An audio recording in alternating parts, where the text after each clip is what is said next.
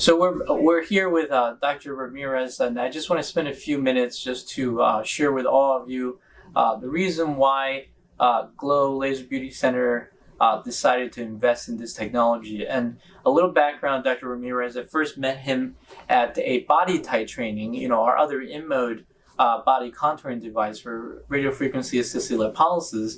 And the story goes, and I'll let him tell the story, but to make the long story short, is he was the first one to have the body tight in his neighborhood, and he was an OBGYN, and he took the technology and applied it somewhere else. So therefore, it actually developed into a completely new platform for InMode for women's health.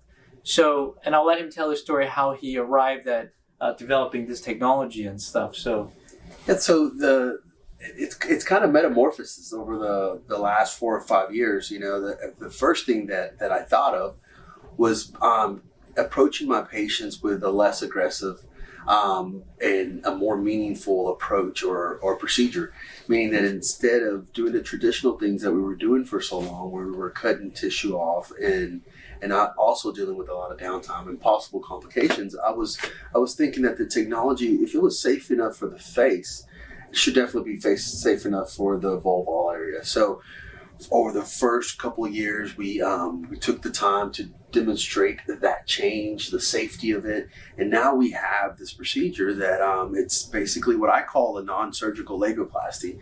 But as medical people, we know that's an oxymoron. Honestly, it's a vulval remodeling, and it's worked really well. We've trained over 300 doctors across the country. What we're capable of doing without excising tissues, we're able to remodel the external part of the vagina with the femtite, the Avila femtite. It's a minimally invasive procedure. The downtime is, the swelling is only there for 3 days. Downtime is for 2 weeks. Patients are really loving the results.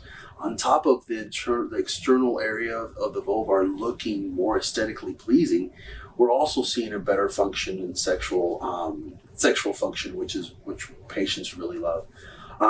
But the neater thing about that, one of the other things that we were doing when we were doing this procedure is we're taking this Morpheus, which is a microneedling device that drives the radio frequency into tissue, and over a 3-month period produces more collagen and elastin, more blood flow and sensation to the tissue. And we're taking it into the vagina. So now, with that new procedure, we're capable of almost doing away with urge incontinence. Urge incontinence is huge. I mean, the idea of our patients saying, having incontinence is just now part of delivering. Well, that's what grandma and mom tells you've delivered. Be happy with the fact that you have a kid. This incontinence is lack of sensation and dryness and laxity is just part of you being a mom now. Well, that's no longer true. We're absolutely capable now of doing minimal or non-invasive procedures for our patients to return their pelvic floor health and return their overall health, which is kind of the icing on the cake. Yeah, no, it's so exciting to me because as a geriatrician, we see a lot of urinary incontinence, and physicians don't like to bring that topic up because there is really no solution for them prior to these technologies developing, right? As well as sexual dysfunction.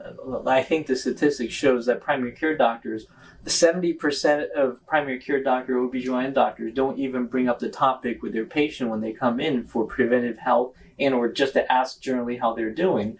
And so I think part of the reason for that is because prior to this, there's really no solutions for these. We don't have any tools in our toolbox that really can help them, so we're reluctant to bring it up. But now that we have this type of technology, it sort of opens up a whole new door for our patients, right? I 100%. Honestly, if I didn't have a solution, I don't want to talk about it. Right. So it makes sense that a large percentage of doctors either don't want to even consider the surgery, which normally would be mesh and things like that, or don't have the idea or have not invested into the technology like you have. But that's the reason why it's called Empower. Because we finally are capable of empowering our women to understand that they don't have to live like that anymore. And the solution isn't something that's going to, number one, break the bank, or it's going to cause a whole lot of trauma and complications down the road. So it's exciting. The other neat thing about the platform is that those patients, after they they delivered, and the average amount of distension that the pelvic floor receives, all the tissue in the pelvic floor, is about 242% distension. That never goes back. Wow. That never goes back. So over time, as a person ages, and their hormonal interaction changes in the pelvic floor, things start to lax and give. What we're capable of doing with this platform is, on top of restoring, optimizing, we're able to prevent as well. Yeah. So that to me is super exciting. So a patient that's had a vaginal delivery, there's no reason for her to think, oh yeah, here in about 4 or 5 years, I'm going to end up like my mom or grandma, or we're leaking and all those things. Now we're capable of decreasing that, of preventing that from happening. So it's an exciting time in women's health. No, that's really, it's really exciting.